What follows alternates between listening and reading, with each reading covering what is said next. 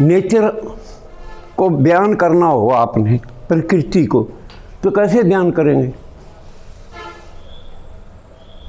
क्या है प्रकृति?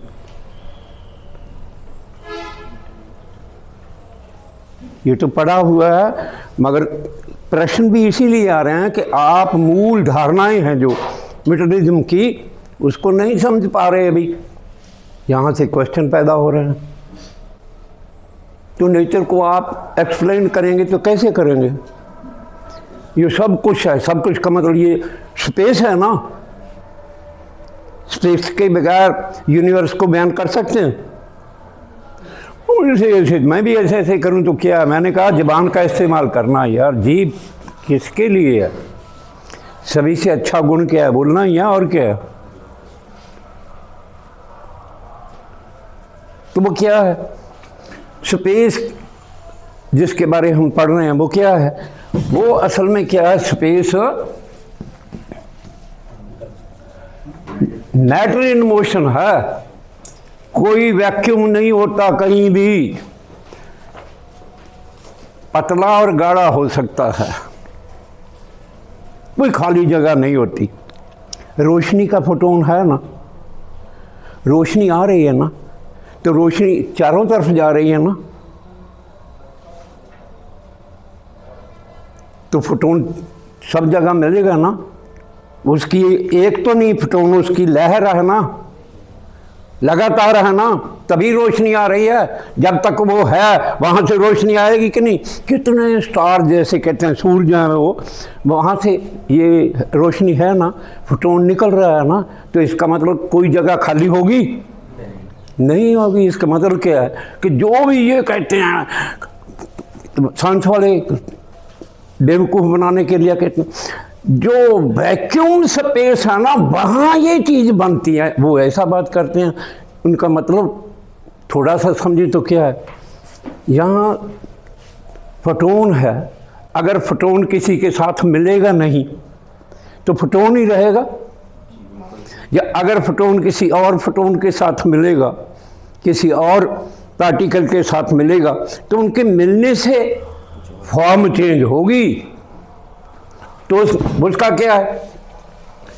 Motion of matter. आपको कहा ना, कल पढ़कर सुनाया ना, कि जब हीगल ने ये लिखा, मैं तो ये किताब लिखने के बाद उनका पढ़ा था, फर्स्ट में नहीं है, सेकंड ने उनका दे दिया कि भाई वो कह रहे हैं। मैं छोटा थोड़ी हो गया, मैं तो बड़ा हो गया कि इतने बड़े आदमी ने पहले कहा हुआ है।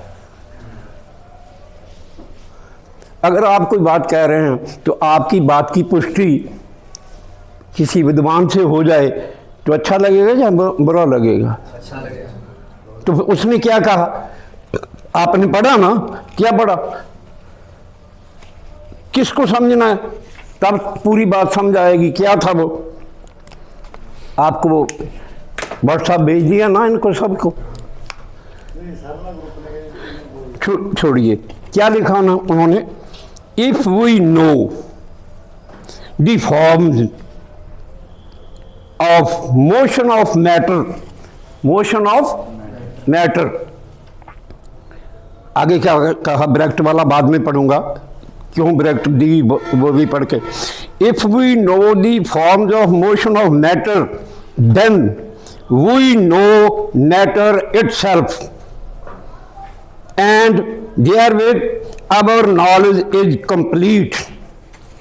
अगर आपको ये बात समझ आ जाए तो आपका ज्ञान कंप्लीट होने का मतलब है आपको सभी आंसर मिल जाएंगे। इसमें महारत हासिल करनी पड़ेगी या नहीं पड़ेगी? अगर कुछ नहीं करना चाहते तो कोई ज़रूरत नहीं है, अगर करना है तो भाई इसमें महारत हासिल करनी पड़ेगी, और क्या हो सकता है? तो ये क्या है? जब कोई फॉर्म चेंज होती है वो शुरू होगी। शुरू होने का मतलब ये है, क्या है? ये स्पेस है, तो वो क्या है? वो टाइम है।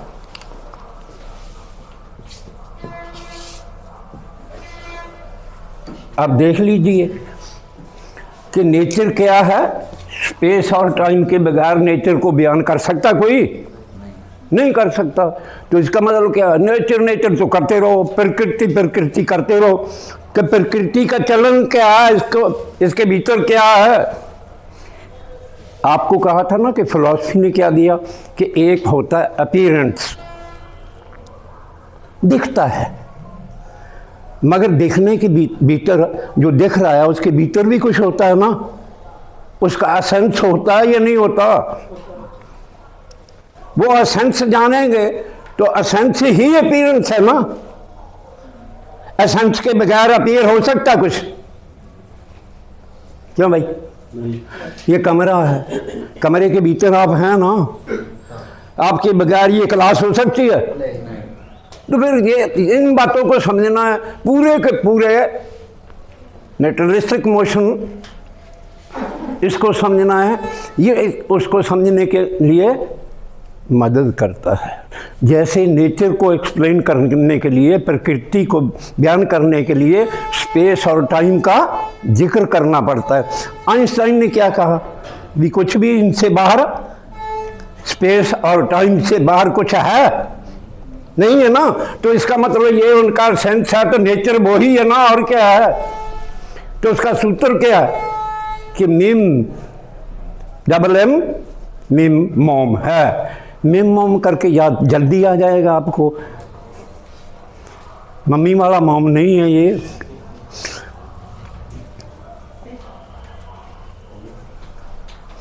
किसी और किताब में आपको नहीं मिलेगा, मैं क्या कर सकता हूँ।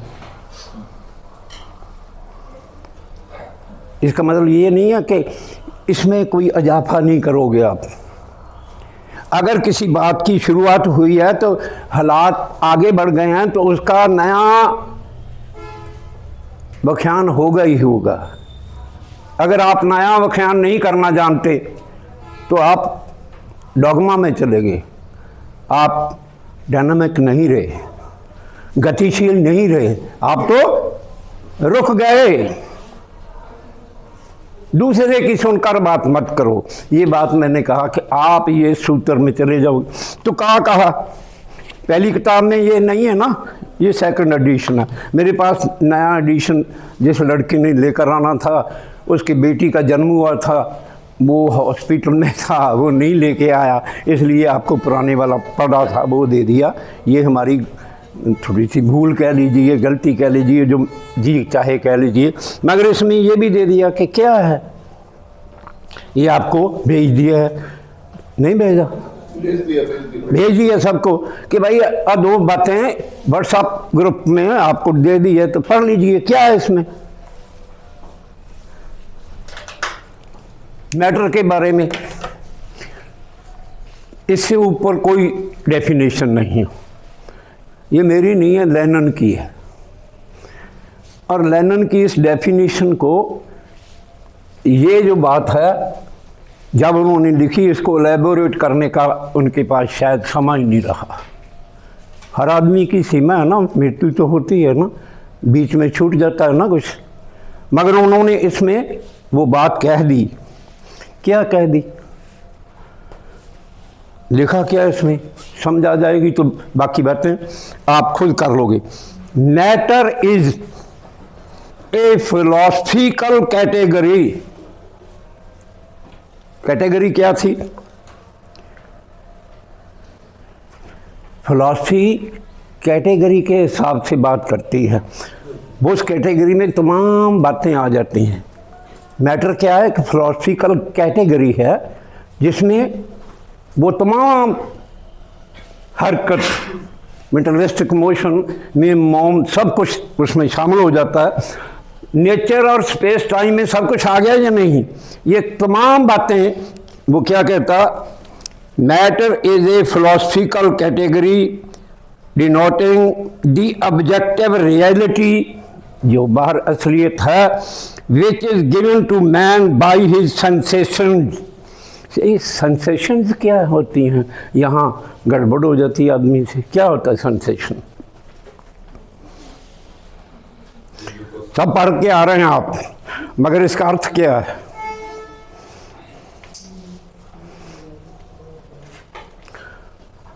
हमारे सेंस ऑर्गन 5 गिन रहे हैं ना, जो उन पर असर कर रही है, कोई भी चीज़ आँखों पर कर रही है, आवाज़ कर रही है, स्मेल आ रही है, टेस्ट कर रहे हो, छू रहे हो, वो तमाम ये पूरे के पूरे नेचर के चौथे को अपने कलावे में ले लिया ना। इस बात ने सेंसेशन, आपकी सेंसेशन क्या देती हैं? जो उनका बारी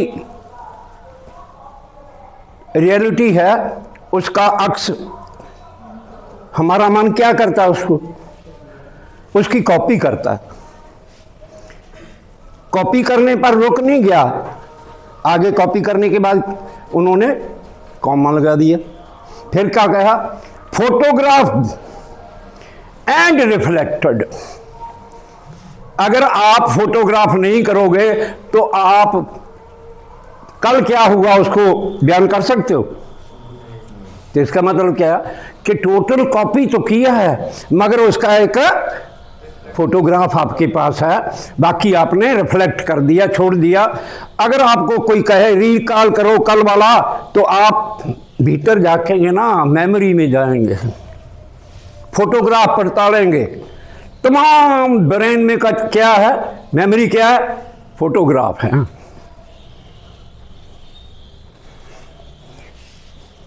अगर इस बात को समझ आ जाए तो आपको जवाब देना। आखिरी सत्र क्या थी? Copied comma photograph and reflected by our sensations. जो आपके पास है उसको ही बयान करते हो ना। बोलना रिफ्लेक्शन है ना। बोलना क्या है? जो मैंने ऑब्जर्व किया है उसको रिफ्लेक्ट कर रहा हूं।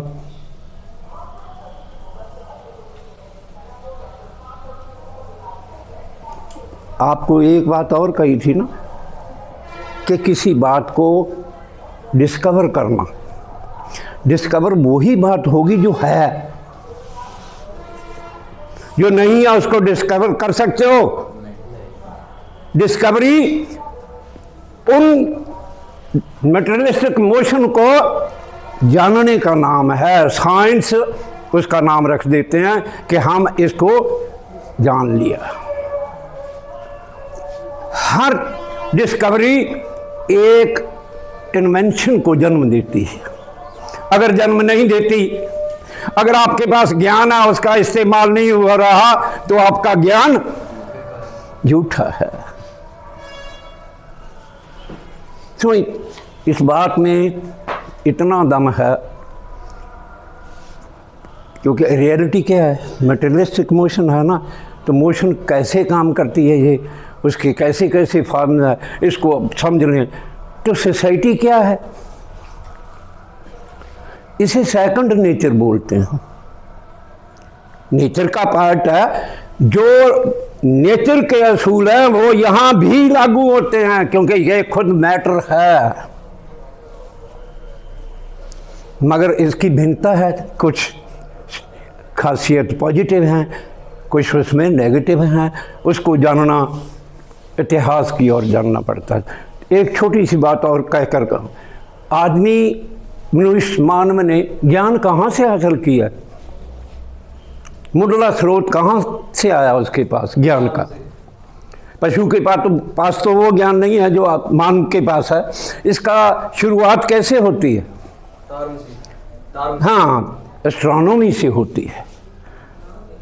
अभी भी उसका एक परछावा ऐसे चलता है कि हम कहते हैं ऊपर ला जाने, ऊपर से ज्ञान आया ना, ऊपर ला जाने, वहां से पड़ताल करो क्या है। फिर क्या हुआ? एस्ट्रोनॉमी गति है ना तारों की, तो उसमें क्या? फिर मैथ शुरू हुआ। पॉजिटिव नेगेटिव प्लस माइनस से शुरू हुआ कि चांद बढ़ता कैसे है? पॉजिटिव है ना, प्लस कैसे हो रहा है? फिर घटता कैसे है? मतलब पहले एस्ट्रोनॉमी आई, फिर मैथ आया, फिर हिस्ट्री आई। फिर उसको जानने का फिजिक्स आई। गति पहले ही है ना, उसकी मैकेनिक्स से क्या आया, फिजिक्स आई। फिजिक्स के आगे चलते चलते कहाँ तक चले गए वो आप देख सकते हैं। अगर आप लड़ी पकड़ लोगे तो ठीक चलेगा, नहीं तो भाई नहीं ठीक चलेगा। दिशा ठीक कर लो, ये बात ठीक हो जाएगी।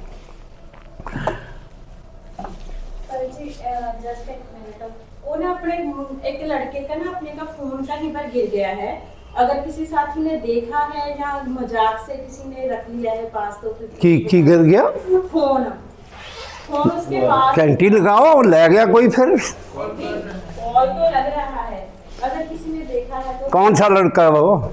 युवराज है फाजिल का, तो अपना फाजिल का तो इतने कहाँ सोए थे, यहाँ बात करो जाके। अगर घंटी नहीं चलती तो फिर गया, वो तो रिंग जा रही है, रिंग जा रही है। फिर थले कपड़े च वेखो, ਉਹਦੇ बैग च वेखो, ਉਹਦੀ जेब च वेखो। हाँ भाई, तो विज्ञान कैसे आया एक बार रिपीट कराएंगे। ऊपर से जो आया, पहले भूगोल आया, उसमें पहले एस्ट्रोनॉमी आई, उसके बाद मैथ्स, यस, उसके बाद हिस्ट्री, उसको याद करना, उसकी गति को याद करना, कैसे कैसे चलता है, मेमोरी के साथ आएगा ना। हिस्ट्री से, मैकेनिक्स से, फिजिक्स से, और चलता चला गया ये। इस क्रोनोलॉजी पे मुझे ऑब्जेक्शन आदमी ने अपने आप को सबसे लास्ट अब जब तक आपको मैथ या फिजिक्स नहीं आ रहा है तो फिर कैसे आप एस्ट्रोलॉजी उसको नापन बिना गति के। गति क्या है, मैकेनिक्स है ना, कि कैसे घूमते हैं। अगर आपको मैकेनिक्स नहीं आती तो आपको फिजिक्स नहीं आएगी। सीधा फिजिक्स सीख सकते हैं तो इसका मतलब होगा आप मैकेनिक्स जानते हैं, जान गए हैं उसको भी। आप चेतन हो ना हो इसके बारे में कोई चिंता नहीं करने की बात। इसका मतलब क्या है कि सिस्टमैटिक है, सब कुछ साइंटिफिक है, ज्ञान चलेगा। फिर वहाँ से चलते हैं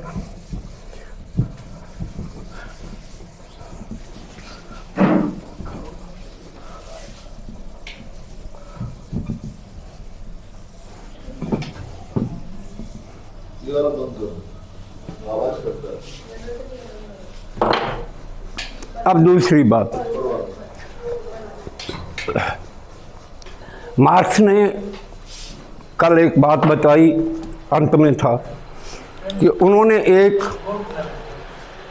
उनकी कथन या उसकी सच्चाई को बयान करने के तो इतने हैं कि उसकी भी एक किताब बन सकती है, मगर मूल धारणाओं में से एक उसका ये बड़ी बात जो है वो उसके को कहते हैं नेचुरलिस्टिक इंटरप्रिटेशन ऑफ हिस्ट्री, इतिहास का पदार्थवादी व्याख्यान।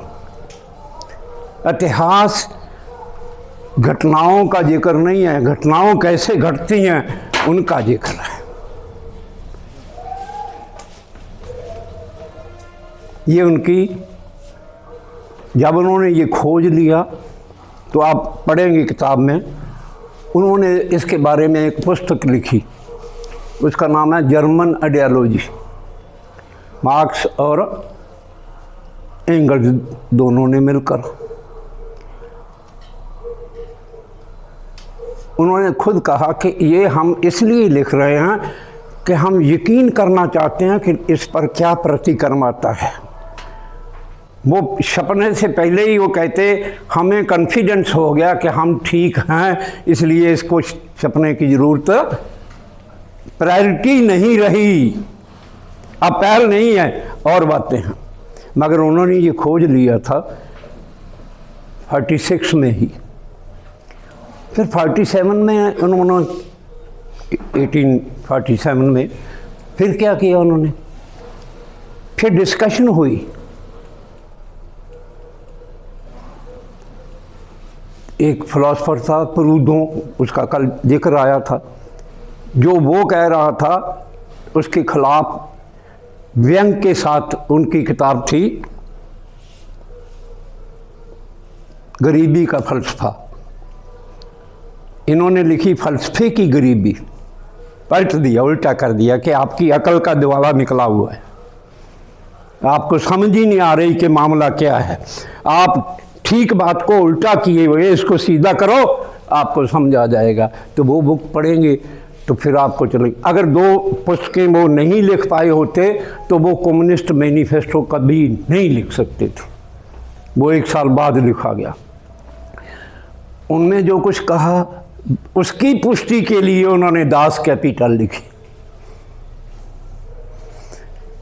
दास कैपिटल एक दिन में लिख दी? नहीं, 14 साल 14 ईयर्स लगे उनको। जिस लाइब्रेरी में उन्होंने काम किया, वो लाइब्रेरियन का कथन ये है कि सबसे पहले आने वाला भी ये होता था कि मैंने बंद करके घर जाना बच्चों के पास, मैं कहता था भाई जाइए आप भी, इतना किसी को पढ़ना पड़े। ये भी कहा गया कि जब उसको नींद आने लगे तो वो घूमकर पढ़ने लगा, फर्श पर उनके पैरों से जो निशान बन जाते हैं ना चलने का, वो भी बन गए। मेज पर उनकी बाहों के निशान बन गए। ये उसके लिए थोड़ी है, ये हमारे लिए है कि उसने कितनी तपस्या की है इसको देने के लिए, खोजने के लिए। तो हम साधारण से कह देते हैं ये बात तो हजम नहीं होती, मैंने तो पढ़ा नहीं। अगर जो आपने नहीं पढ़ा तो पढ़ना पड़ेगा, पढ़िए ना। फिर ये कहने से थोड़ी चल जाएगा कि मैं नहीं जानता, इसका मतलब वो तो नहीं है कि बाहर वो रियलिटी में नहीं है। तो मत समझिए कि मैंने नहीं पढ़ा, तो पढ़ना पड़ेगा भाई, जानना पड़ेगा, उसको विकसित करना पड़ेगा। तो उन्होंने क्या दिया, खोजा क्या कि ये मूल्य वैल्यू कहाँ से आती है। आप देखेंगे प्राइस का क्या मतलब होता है, सभी टर्म तो यहाँ हो नहीं सकती, मगर वैल्यू कैसे बनती है, इसका ओरिजिन कैसे होता है, तो उसकी पूरी थ्योरी का नाम तो है लेबर थ्योरी ऑफ वैल्यू। उन्होंने ये खोज दिया कि लेबर है जो, लेबर पावर है जो ये नए मुल्क की सृजना करती है भाई, और कुछ नहीं करता। तो फिर इस डिस्कवरी को जो खोज लिया, इन्वेंशन का रूप देना था या नहीं देना था? तो वो इन्वेंशन है जो उसको सोशलिज्म कम्युनिज्म की ओर ले गई। वो क्या थी? Theory of surplus value. दोनों को अलहदा नहीं कर पाओगे तो आप इंसाफ ही नहीं कर पाओगे। और वो लेबर थ्योरी ऑफ वैल्यू को उन्होंने लेबर हटा दिया हमारे सिलेबस में। अगर जिक्र भी करें तो वो कहते हैं theory of value. Theory of value तो उसके आगे डीरेल करने के कितने चांस बन गए। उसमें कल बताया ना कि उन्होंने ये छोड़ दिया, उसमें लेबर को हटाकर कह दिया इसमें रॉ मटेरियल पावर तीनों से होता है, तो कंफ्यूज हो जाएंगे ना आप। फिर लेबर का रोल क्या है, लेबर ने करना क्या है, लेबर की क्रिएटिविटी क्या है, ये कैसे समझाएगा? फिर मार्क्सिज्म तो समझ नहीं आएगा आपको। बात समझे? तो उसका क्या कहा था उसने कल कहा ना, उन्होंने कहा समय के लिहाज से जितना जी चाहे रख लीजिए, 24 घंटे नेचुरल डे है, इसमें वर्किंग डे कितना हो सकता है? मैंने कहा ना 22 घंटे का जिक्र भी है। सभी के लिए नहीं होता कि 22 घंटे भी लोगों से काम करवाने का इतिहास है। ये मैं ही नहीं कह रहा, ट्रेड यूनियन एटेक की एक बुक है, A.B. बर्नर का नाम शायद आपने सुना होगा, हिस्ट्री के बारे में उन्होंने लिखा है। उन्होंने ये पूरे का पूरा ब्यौरा दिया है कि 22 घंटे काम भी करवाते रहे, 20वीं 18वीं 16 का आपको कल जिक्र ही किया था। मान लीजिए 10 का कानून आ गया, फिर 8 का आ गया, अब मान लीजिए 6 का आ गया। अब मिडिल क्लास क्या कर रही है ये समझना पड़ेगा।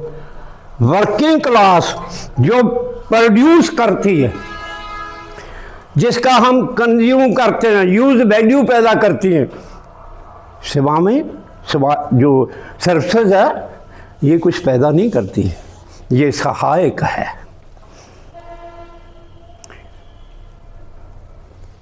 हमें फ़ायदा पहुँचाते हैं, मगर हम सेवन किस चीज़ का करते हैं? जो यूज़ वैल्यू है उसको हम कंज्यूम करते हैं। तो वो कौन पैदा करता है? वो तो वर्किंग क्लास कर रही है। तो वर्किंग क्लास के काम के घंटे कितने हैं उसको छोड़ो, हमारे कितने पैटर्न बन गए। मैंने कल बैंकों का जिक्र किया था, क्या था कि भाई उन्होंने आज से 50 साल पहले जब ये स्लोगन आया 8 के कॉन्स्टिट्यूशन में कि 6 घंटे काम के लिए पार्लियामेंट से पास कराने के लिए संग्राम करो, आज से 50 साल पहले का है, उन्होंने कर दिया बैंकों में 10 से 4 बजे तक। अब वो क्या कह रहे हैं? वो सेवाएं दे रहे हैं ना, बैंक की सेवा है ना, जमा करना, कार्य करना, उनको वेतन मिलता तो वो दूसरी समाज के लिए नया तो कुछ नहीं पैदा करते, वो उसी का हिसाब किताब ही करते हैं और क्या करते हैं। तो उनका क्या है कि अब क्या क्या कर रहे हैं? वो 6 घंटे का 6 दिन का 36 घंटे है। अब वो कह रहे हैं एक और कम कर दो, 5 दिन का करो, 3 दिन हड़ताल कर दी, वो तो 30 घंटे से हैं। तो हमारे दूसरी और क्या कर रहे हैं कि नहीं 8 से 12 कर दो।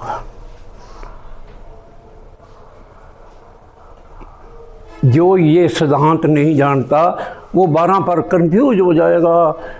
वर्कर ये कहते हैं कि कोई बात नहीं, हमें काम तो मिला। मैं लीडरों से सुन चुका हूँ ये शब्द, वो जानते ही नहीं कि भाई कैसे करना। उस इतिहास को छोड़ो, उन्होंने क्या कहा?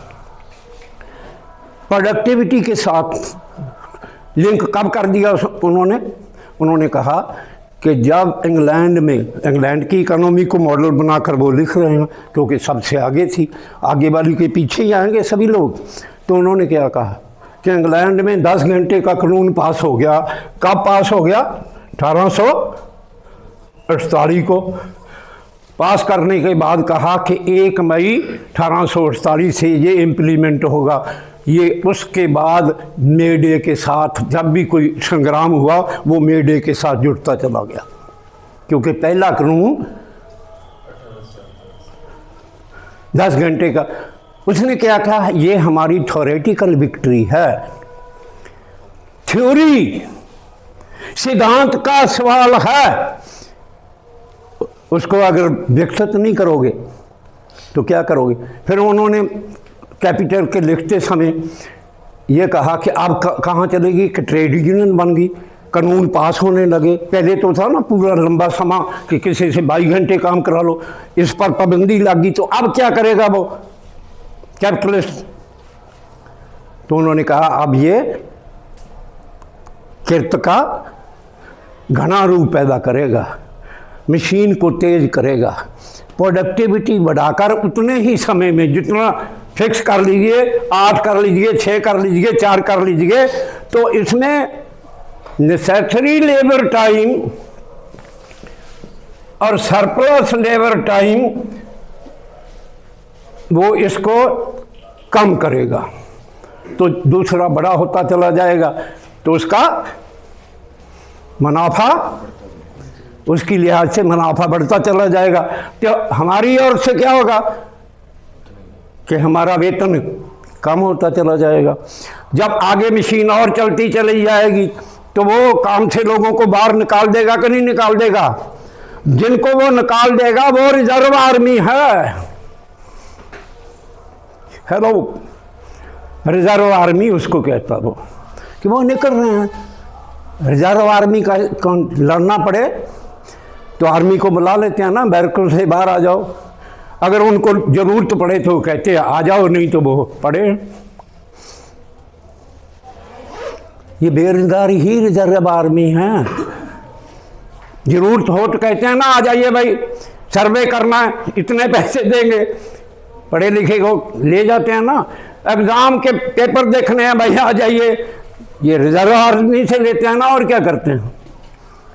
तो ये रिजर्व आर्मी वो कहता कि ये आदमी बाहर निकलेंगे, फिर उसने कहा कि जब मशीन मान लीजिए एक कारखाना ये है तो प्रोडक्टिविटी के हिसाब से वो जो कल आपको दिखाया था ना कि इतने % हो गया, इतने % हो गया, यहाँ टोटल के वो पहले 100 रुपये, फिर 350, फिर 600 की एग्जाम्पल दी थी। तो वो कहता इसमें क्या होगा कि जो पीछे है उसको नई मशीन लाकर compete करना होगा, नहीं तो निकल जाएगा वो। जब वो नई मशीन लाएगा तो जो पहले आदमी है वो उनमें से भी आधे छंटी कर देगा, तो बेरोजगार होंगे और क्या होगा, नया आएगा ही नहीं।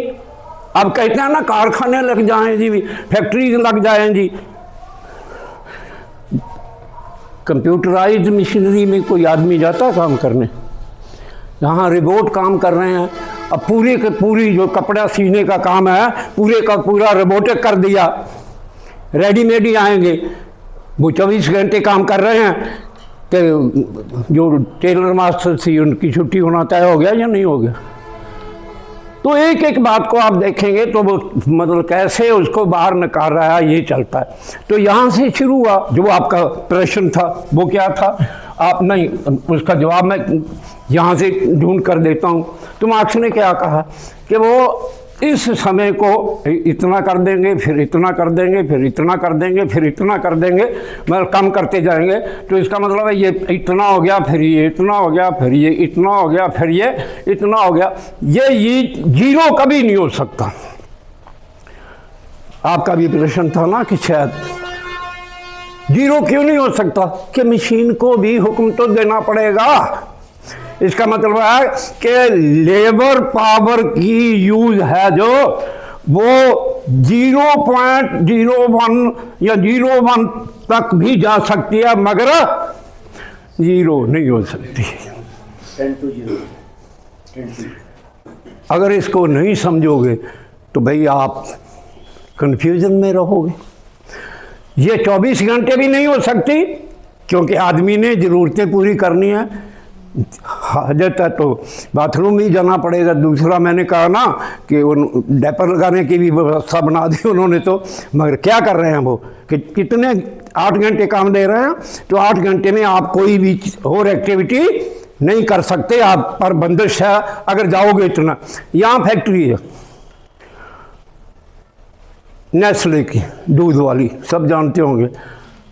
वहाँ जो लड़के काम करने जाते हैं उनसे पूछ कर देखिए कि एक बेड से डब्बा उठाकर इधर रखना है, ऐसे घूमना पड़ता है, तो 2 चक्के इधर रखना है। अगर एक बार भी गुम हो जाए तो वहाँ मिस हो जाए तो क्या बनेगा। वहाँ कैमरे लगे हैं, उसको कहते कल काम पे नहीं आना। कैसे मशीन बना देते हैं वो सब कुछ। मैं ये इसलिए कह रहा हूँ कि कुछ ना कुछ उसको देखने का प्रयास कीजिए। तो ये जो आपके सामने बना, तो उसने कहा वो इसको शॉर्ट कर रहे हैं, कम कर रहे हैं, अपना मुनाफा बढ़ा रहे हैं। तो वर्किंग क्लास को क्या करना होगा, क्या इसको बड़ा कर सकती है वो तो नहीं कर सकती। इसको छोटा करने के लिए इसको बड़ा कर सकती है, वो नहीं कर सकती। फिर उसे क्या करना पड़ेगा। अगर ये समा जितना भी है ये इतना कर दिया जाए तो इसका शेयर रिलेटिवली बढ़ जाएगा कि नहीं बढ़ जाएगा। समझ आ गई ये तो बात। उसका स्लोगन क्या है, छुटेरी काम दिहाड़ी एकमात्र रास्ता है।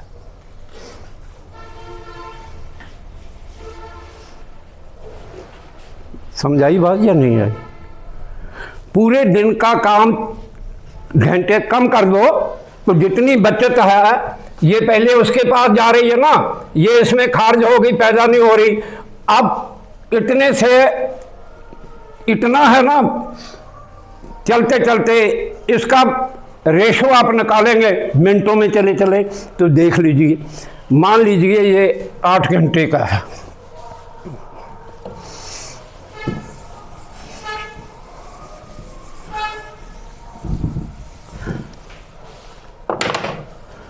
मान लीजिए पहले 4 घंटे इधर है, 4 इधर है, फिर क्या हो गए, यही 8 को में फिर आधा होने से ये 2:6 हो जाएगा, फिर बड़ा होने से 1:7 हो जाएगा, फिर डबल होने से 1/2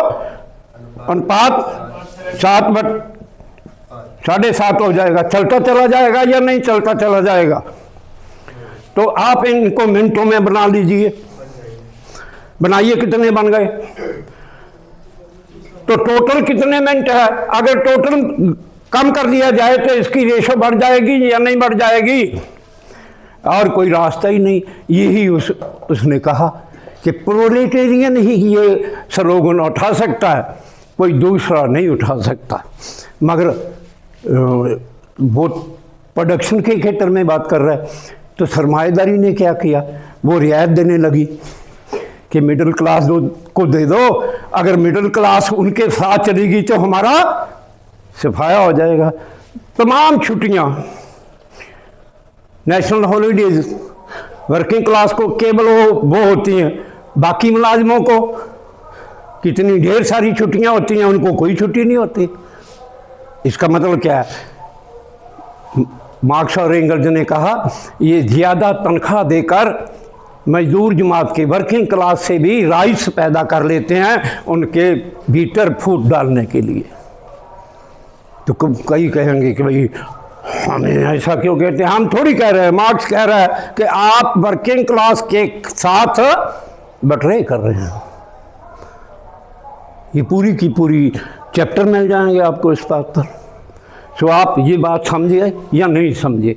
अगर नहीं समझे, जब ये काम कम हो रहा है, मशीन नई से नहीं आ रही है, तो आपको कहा ना कि कहाँ चला गया? 150 साल में मशीन क्या करती है? प्रोडक्टिविटी बढ़ा रही है ना, और तो कुछ नहीं कर रही। प्रोडक्टिविटी बढ़ाकर क्या करती है कि काम से बाहर निकाल रही है। अगर बाहर निकाल रही है तो ये बुर्जुआजी का जो स्लोगन है, प्रचार है, प्रोपेगेंडा है, मध्य वर्ग के लोग इसका शिकार हो जाते हैं। जैसे उन्होंने सवाल किया था कि अगर नई चीज़ आई है तो ये काम भी तो पैदा कर देगी, नहीं करती ये। फिर आप कहेंगे भी इसका सलूशन क्या कहा उसने? बहुत से लोगों ने,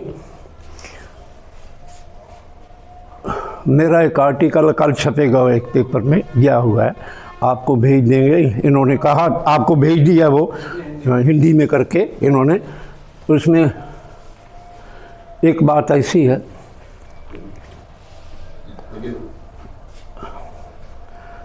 हर एक बंदा दखल देन तो पिछवांदा, चलो तुसीं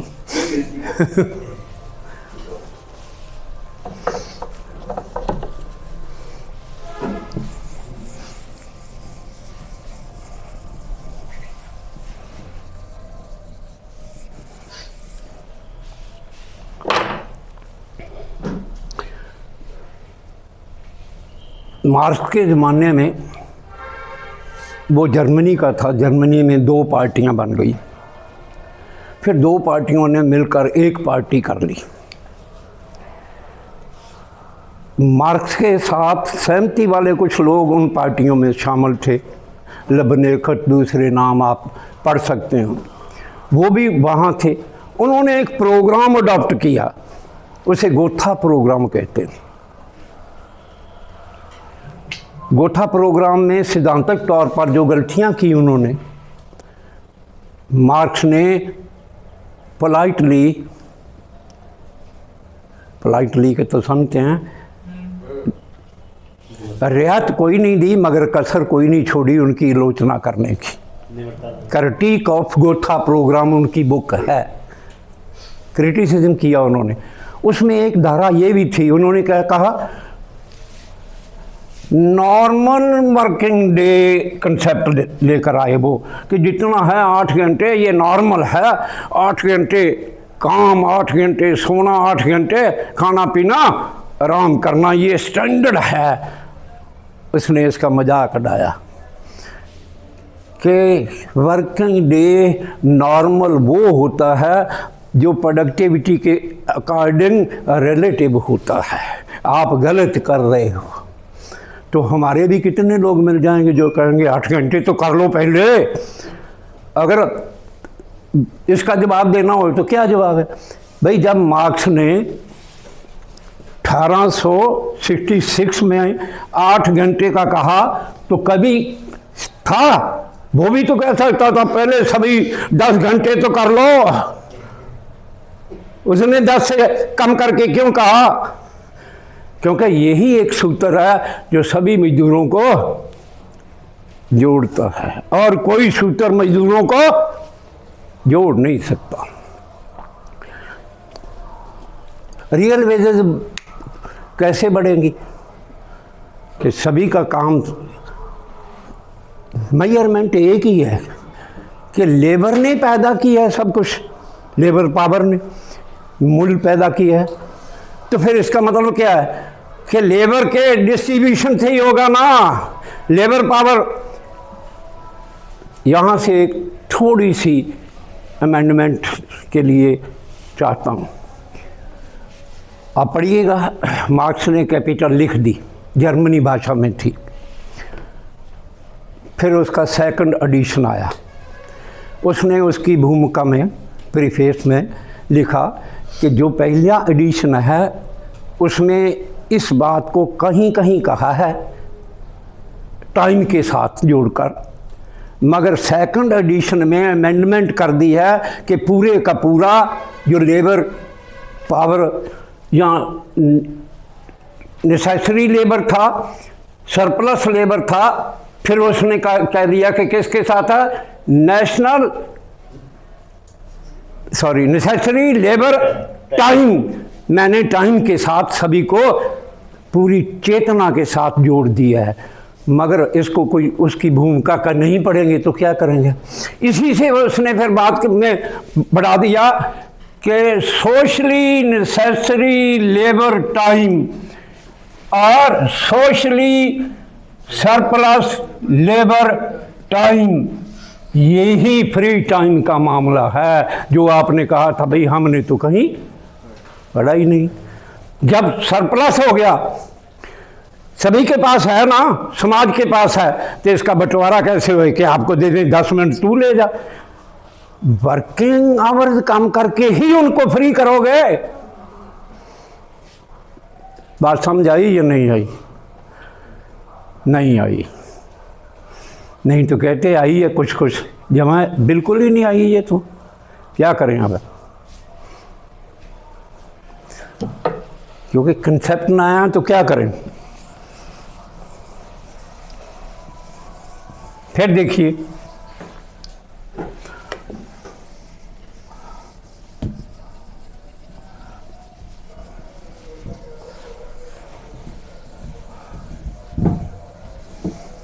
सभी मिटा लो कंफ्यूजन खत्म करने के लिए।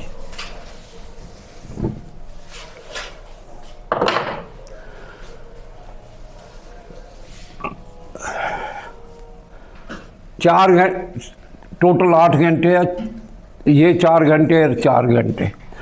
प्रोडक्टिविटी बढ़ जाए तो ये 2 घंटे और ये 6 घंटे, और बढ़ जाए तो 1 घंटा, तो ये 7 घंटे।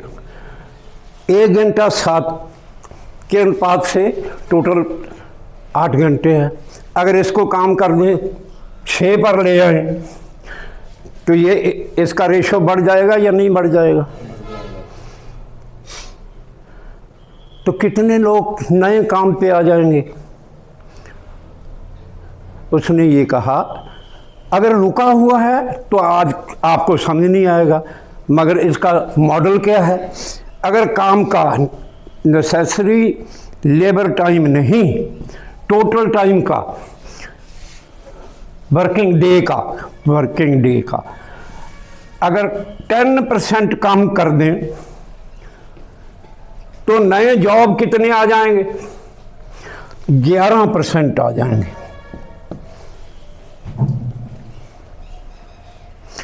अगर 20% काम वर्किंग डे कम कर दें तो कितने आ जाएंगे? क्या 22 हो जाएंगे? नहीं, बढ़ती जाते होंगे, 25 हो जाएंगे। 25% नए कामगार आ जाएंगे। अगर 30 कर दें तो कितने आ जाएंगे? क्या 11-33 आ जाएंगे? नहीं, ये 42% हो जाएंगे। अगर 40% कम कर दें तब कितने हो जाएंगे? 66% नए जॉब क्रिएट हो जाएंगे। अगर 50% कर दें तो 100% नए वर्कर। तो बेरोजगारी का हल ये किसी ने बताया? क्यों भाई? हमें क्या कहते हैं? बेरोजगारी पर ऐसे लिखो, इसके लाभ और हानियां लिखो।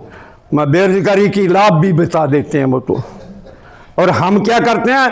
6 हानि लिख देते हैं, 6 लाभ लिख देते हैं कि मजदूर जमात को काम से फुर्सत लेना कठिन होता है तो प्रोडक्शन बढ़ता है। मतलब कैपिटलिस्ट के पक्ष में हमारे आर्गूमेंट है जो वो चलते हैं। मगर देखना क्या है, किसके एंगल से बात को देखना। ये बात समझ आई या नहीं आई?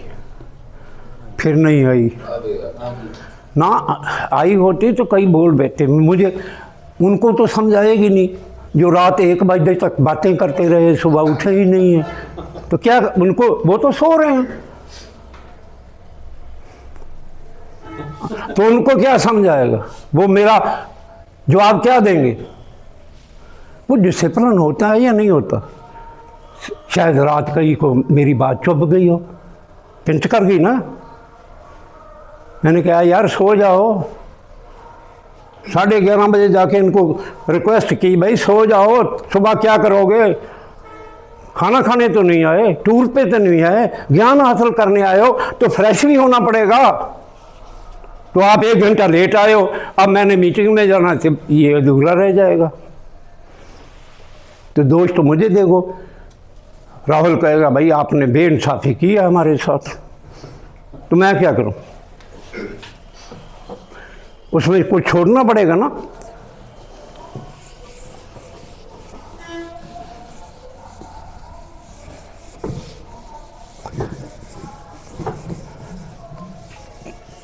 टीचर को तो टीचर वाली भूमिका में रहना पड़ता है। मत समझो कि मैं कोई आपके साथ द्वैत बरत रहा हूँ। मैं एक टीचर की भूमिका में आपको कह रहा हूँ, बुरा मत मनाइएगा। इसका पालन करना पड़ता है। आइए, फ्री टाइम का मामला आया या नहीं आया? कि जो सरप्लस लेबर टाइम था वो सोशली हो गया, जब समाज के लिए हो गया जब, तो उसका बंटवारा कैसे करना है?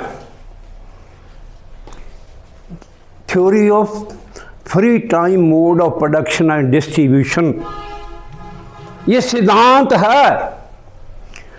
कुछ लोग कहते हैं ये नहीं मिलता नहीं है। तुम पहले ही कहा ना, मैं इंग्लिश की लेनिन की एक डेफिनेशन दी कि भाई मार्क्स की कैपिटल क्यों समझ नहीं आती लोगों को? क्योंकि वो लॉजिक नहीं पढ़ रहे। ये लॉजिक का सवाल है। अगर लॉजिक लाओगे तो समझ आएगा, नहीं तो ये समझ नहीं आएगा। क्यों नहीं आएगा? उन्होंने कहा जब प्रोडक्टिविटी बढ़ेगी तो कंपल्सरी हो जाएगा कि वर्किंग आवर ज़्यादा और कम किए जाएं। कंपल्सरी हो जाएगा, बार बार करना पड़ेगा। इसका मतलब क्या कि लोगों को काम पर लेकर जाओगे, कब लेके जाओगे? जब समा कम करोगे। जो समा कम करोगे तो वो किसके पास जा रहा है? वर्कर के पास फ्री टाइम मिल रहा है ना। फ्री टाइम का क्या मतलब है? उसकी मर्जी का टाइम है ना, कहाँ यूज करना है। अगर उनको छुट्टियां मिल जाएं तो फ्री टाइम है ना, कहाँ घूमने जाना है।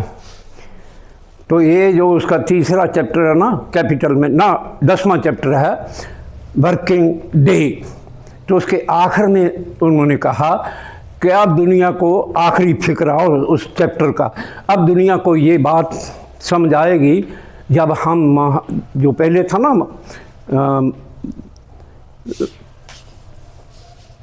मानव अधिकार पत्र, जब हम ये मानव अधिकार पत्र की जगह ये लेकर आएंगे कि जो समा मजदूर बेचता है वो कब खत्म होता है और उसका अपना टाइम कब शुरू होता है। उसका अपना टाइम फ्री टाइम नहीं है। फिर आप पढ़ लीजिए जाकर, नाम क्या क्या देना है ये तो सभी भाषा का भीतर आएगा ना। मुड़ के इसको लेनन ने पूरा कहा। आप कहेंगे कि भाई इतनी जरूरत क्या थी, थोड़ा सा देखिए बात समझ आ जाएगी। 17 में इनकलाब हुआ है रूस में, 18 में उन्होंने क्या संबोधन किया सोवियत सरकार की, जो पहली सोवियत का सम्मेलन हुआ। उन्होंने क्या कहा कि सोशलिज्म अवसारना है तो ये प्रोडक्शन करने वाले और खपत करने वाले इनकी यूनियन का सम्मेल होना चाहिए। प्रोडक्शन और खपत इसका मेल होना चाहिए। हम ऐसा ऐसा प्रोडक्टिविटी बढ़ाएंगे, साथ काम के घंटे 8 लागू कर दिए थे ना, ऐलान हो चुका था। 6 महीने के भीतर ही वो क्या कह रहा है, अब 7, 6 इवन फ्यूअर आवर तक लेकर जाएंगे, कम से कम घंटे। ये फ्री टाइम का मॉडल नहीं था तो क्या था। अगर आप नहीं करोगे, आप इनकलाब कर लिया, आप जो सरप्लस पैदा हो रहा है वो स्टेट के पास चला जाए तो स्टेट वाले करप्ट हो जाएंगे। ये देना पड़ेगा। देना कैसे पड़ेगा, उनका समय कम करना पड़ेगा। फिर कहते हैं फिर विकास नहीं होगा, वो कहता सोशली विकास होगा। जब उनको अपील करोगे कि इस पैसे के लिए यह चीज़ चाहिए तो वॉलंटियरली कहेंगे कि हम 2 दिन की सैलरी इसी काम पर करेंगे, सभी लोग काम कर देंगे, वो धड़ाधड़ भर देंगे, उससे आप करिए जो करना है। मगर ये साइंटिफिक बातें हैं, ये लॉजिक के साथ समझाते हैं। अगर लॉजिक नहीं है, क्यों रूस टूट गया, बहुत से कारण कहेंगे। वहाँ जो सरप्लस थी, आप देखिए, मैंने राहुल को भेजा था, शायद इन्होंने आपको भी दिया हो। स्टालिन के बारे में बहुत प्रचार किया सरमाएदारी ने। लेनिन के समय पहली संसार जंग चल रही थी, उसकी एक भीतर बात करने वाली है। उन्होंने इनकलाब कर लिया, जर्मनी ने नहीं किया। लेनिन ने कहा जर्मनी वालों, प्रोलेटेरियन मजदूर जमात कम्युनिस्ट पार्टी उसका वैनगार्ड है, आप गलत कर रहे हो, आप इनकलाब शुरू करो। अगर आप नहीं करोगे हमारी भी मुश्किलें बढ़ जाएंगी और संसार एक और जंग की ओर चला जाएगा। लेनिन तो 24 में मर गया, 39 में फिर जंग आ गई या नहीं आ गई? सेकंड वर्ल्ड वार आई या नहीं आई? आ गई। सेकंड वर्ल्ड वार में बहुत कुछ हुआ, रूस डिस्ट्रॉय हुआ, फिर रूस फिर खड़ा हुआ। फिर 52 में एक बुक है मिलती है, प्रॉब्लम्स ऑफ द सोशलिज्म। समाजवाद के सामने कौन कौन सी समस्याएं हैं, उनमें एक प्लेनम किया। प्लेनम उसको कहते हैं कि जो उसके मेंबर हैं सभी को हाजिर होना पड़ता है, ताकि कोई ये ना कहे कि मैं तो नहीं था वहाँ। तो उस प्लेनम ने सवाल आए, स्टालिन ने उसका जवाब दिया कि आप हमें क्या करना होगा। रुकिए एक मिनट, हाँ इन्हों की चाह ले आओ, आ गई। मैं एक गल करके ख़त्म करके आना थोड़ी को। तो उन्होंने क्या कहा कि अब हमें पहले 8 घंटे चल रहे थे ना, 6 घंटे करना पड़ेगा, साथ ही 5 घंटे की तैयारी करनी पड़ेगी, और जो सैलरीज हैं, तनख्वाहें हैं, वेजेस हैं, ये डबल करनी होगी। आप ये भी कह सकते हैं कि स्टालिन ने तो नहीं कहा होगा, आप उनकी बुक मिलती है पढ़ लीजिए, यहाँ हमारे पास है, फ़ोटोकॉपी करके ले जाइए। वो 52 में कहा, 53 में उसकी मौत हो गई। जैसे लेनिन का डोबा आ गया, इसका भी डोबा आ गया। नई लीडरशिप ने उस पर तूमतें लगानी शुरू कर दी, इस पर इम्प्लीमेंट नहीं किया। ऐसा ऐसा रूस खुरता खुरता तबाह हो गया। जो सरप्लस है आपके पास, अगर वो मासेस के पास नहीं जाएगी, वो सोशली नहीं बनेगी। जो सोशली नेसेसरी लेबर टाइम जैसे है, वैसे ही सोशली सरप्लस लेबर टाइम है जो सभी को नहीं मिलेगा, तो भाई समाज कैसे संतुष्ट होगा। एक बात कह के आगे, आपको ताजुब होगा, आजकल क्रेडिट कार्ड चलते हैं ना, ये सब मार्क्स के कार्ड की नकल है। सोच सकते हैं, गोथा प्रोग्राम की आलोचना करते हुए उसने कहा, जब लेबर पावर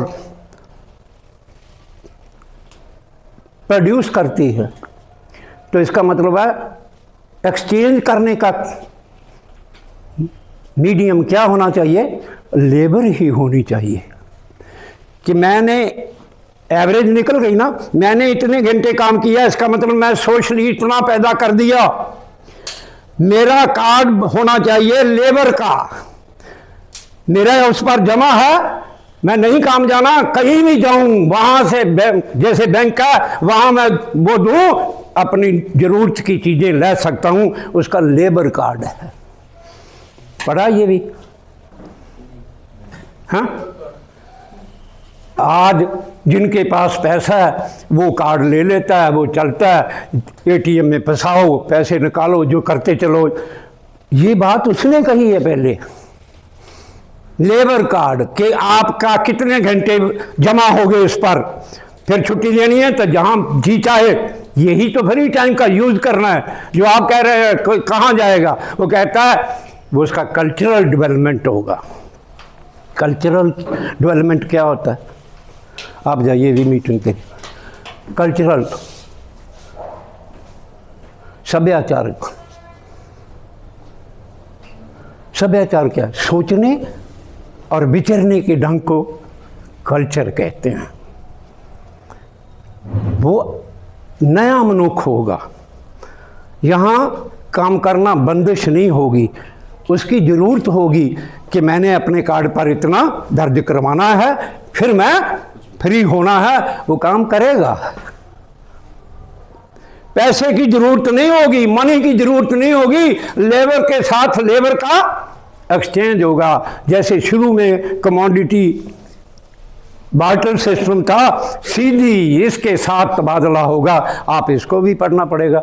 अब मेरी मीटिंग है, आप चाय पीजिए, मैं उसमें ये ट्रस्ट है ना इसका, मैं भी उसका मेंबर हूँ, जाना पड़ेगा, नहीं तो मेरे को सज़ा मिल सकती है कि भाई आप आए नहीं हैं, सुविधा देते हैं तो भाई